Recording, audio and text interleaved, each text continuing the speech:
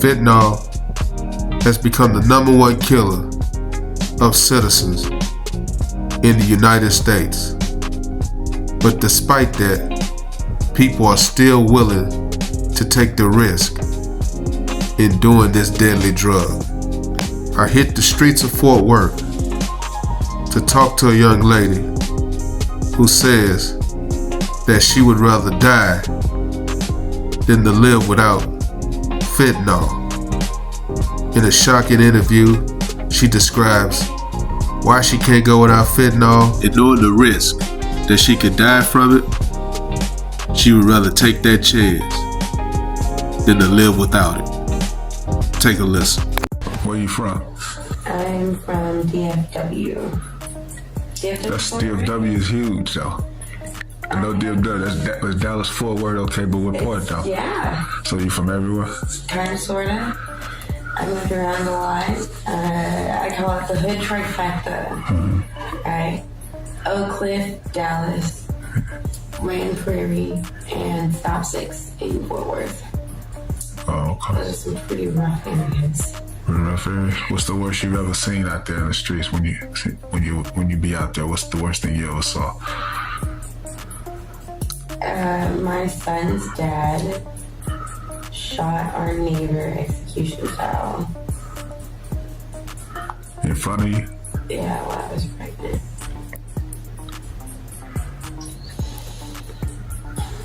How you feel about that? You still think about it? You still think about it? Yeah. Because he's a pretty messed up dude. I'm not gonna lie. He's in prison right now, obviously. And he sends these creepy pictures of him, me, and my son. Like, we're married and we have like this family together. The dude that killed him? You talking about? Yeah. Okay. My son's dad's dad. So my son's grandpa. Yeah. He does that. Oh, okay. And it just, I don't know, it creeps me out. And I honestly, I don't even open the letters anymore. So you're out here alone by yourself right now, then? Yeah. So, how tall are you? I'm 4'11". 4'11", out here by yourself alone. You don't that don't scare you? No, not really. Why not? I mean, I could be scared, right? But then I'm gonna live my life in fear. Okay. You know, and I'm a good person. Yeah. All I do is put out good vibes into the universe, into people. I don't do anybody any wrong. I'll never lie or cheat or steal from you. You know, that's just not who I am. Okay. I hate it when that's done to me, so why would I do it to somebody else? You know what I mean? So you got like that. Yeah. I get surrounded by good people. So you got character in the streets. That's very rare, because in the streets is no, you know. So you what you saying is you got character. Yeah. Being out there in the streets, which is weird, because I'm sure you see people that lack character and you see them do stuff. How you feel about that when they do that around you? I am such a good person that people will not do that around me. They feel bad doing that around me. They feel ashamed when when like I see them do things like that. So they won't do it. So they won't do it. Okay. How long you been out? How long you been out on your own? Out there in Dallas, Fort Worth, DFW. Like homeless or like taking care of myself, really. I guess that all kind of goes together, right? Like, so how long you been doing whatever you've been doing? Like, how long you been? I mean, you have to be a little bit more specific. How long you been? It's like. How long you been surviving,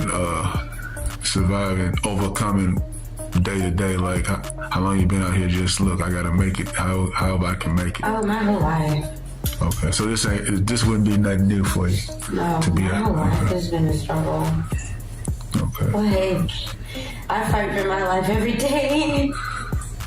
Okay, so what makes you not want to just give up though?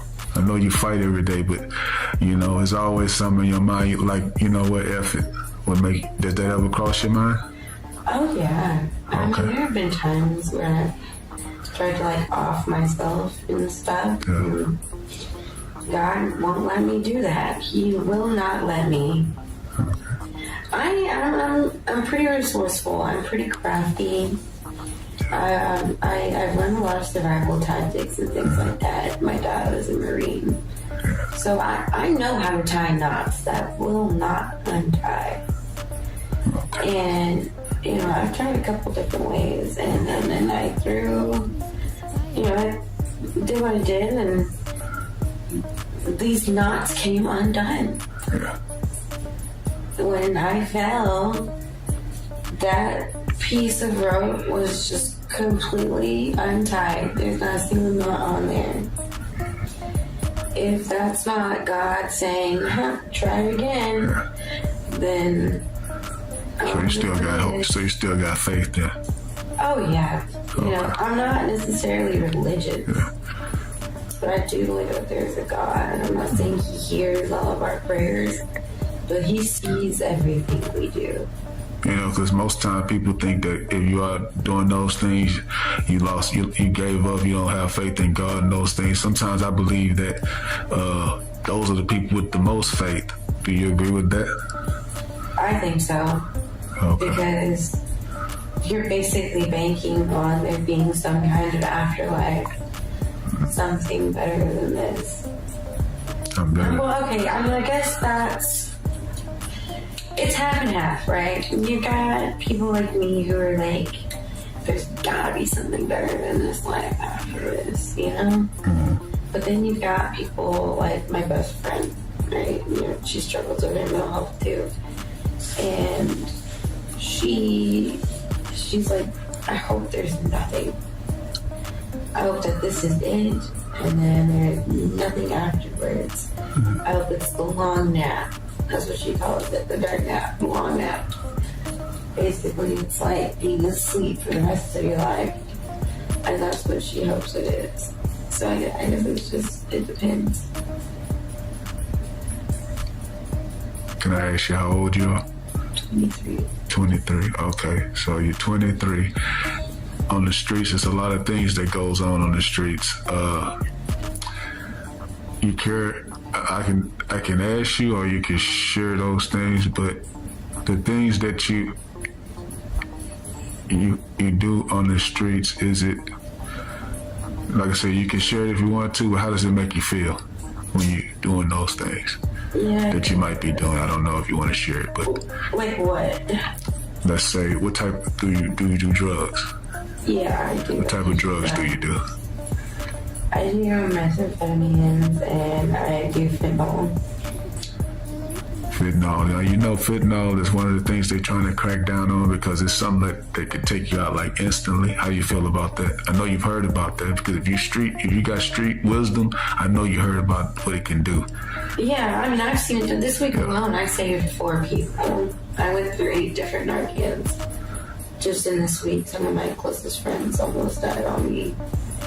You know, I see it every day, but the thing is that people are doing these things without being educated on them. So you think that the reason why they might have issues with this because they don't know what it can do to them? No, they know what it can do to them. They just don't know how to do it. It's kind of like the safe sex concept, right? Yeah. You know, in Texas and some of the other states, they tell you about STDs, but they don't tell you how to have safe sex, really. You know? And that results in a lot of teenagers getting pregnant and STDs going rampant in states like ours. And in states where they do teach safe sex, statistically, there's less teenage pregnancies and STDs aren't as common out there. You know, and I think that if they taught you how to understand your own body a little bit better, and understand how it affects your body individually, it wouldn't be as bad. Okay. You know, because when I have friends, because there's two types of fentanyl that's out there right now. You have M30 tabs, right? Those are little blue pills. And you have fentanyl powder. The M30 tabs are a little bit weaker. Well, actually, probably half as strong as the fentanyl powder. And you can do an M30 tab without overdosing for the most part. You have to have a really, really strong one to overdose. And those are so hard to find, trust me. But the fentanyl powder can be really, really strong. And if you don't have a tolerance for it, you're going to overdose and you may pass things, right? And the thing is that when my friends that do the blues, the M30 tabs, start trying fentanyl powder, you know, I tell them how to do it. You know, number one, I put a meth ball in their hand. I'm like, you need to smoke this for a little while before I even let you try it. Yeah. And I know that sounds insane, but methamphetamines kind of give you like an adrenaline rush. You know, fentanyl makes you sleepy. It puts you to sleep. And that's usually how you OD with it, is you fall asleep and then your heart stops and you stop breathing. You know? So I give them a meth ball and they hit that for a while, which will kind of give them an adrenaline hit, and their heart will beat faster and their lungs will breathe. You know, they're taking in more oxygen, and they're awake. Their brain is being kept awake by the amphetamines. And then, you know, I'll give them, you know, like crumbs of it, like dust. Yeah. And it's little by little until they realize how much they can handle. If you give them the whole thing, it'll kill them. Oh, hell no.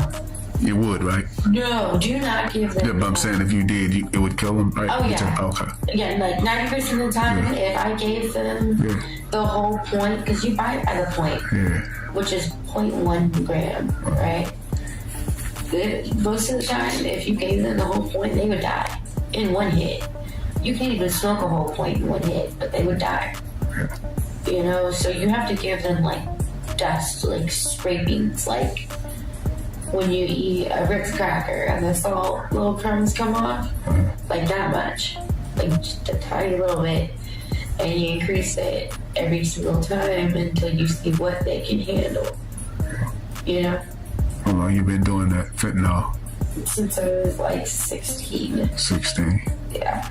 You feel bad about that? No. How does it make you feel when you're doing it? I'm in a lot of pain.